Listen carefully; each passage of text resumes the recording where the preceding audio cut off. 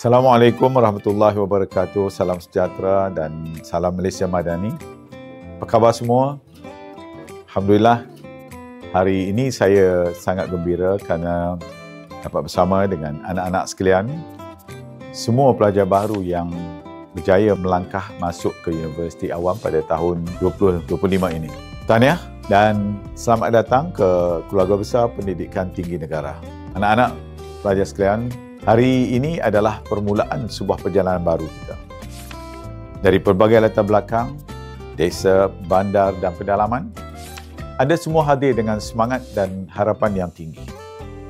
Perjalanan di universiti bukan sekadar mencari segulung ijazah, tetapi yang paling penting ialah membentuk manusiawi.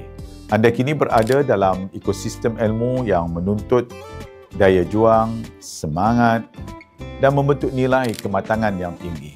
Saya sering mengingatkan, universiti bukan menara gading yang terpisah dari realiti rakyat.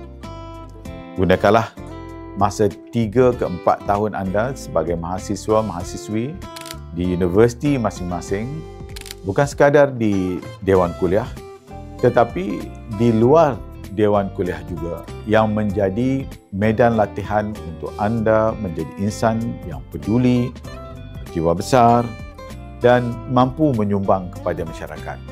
Anak-anak mahasiswa-mahasiswi sekalian, binalah sahabat lintas bangsa, kuasai ilmu dan jadilah pencetus perubahan.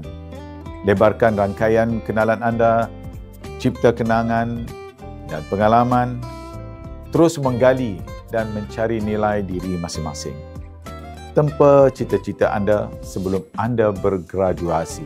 Akhir kata, saya ucapkan sekali lagi selamat datang ke Keluarga Besar Pendidikan Tinggi Negara. Selamat memulakan langkah baru. Ingatlah, perjalanan ini adalah milik anda, tetapi kejayaan anda adalah kejayaan kita bersama. Kembalilah menyumbang kepada keluarga, masyarakat dan negara tercinta. Jumpa anda di kampus nanti.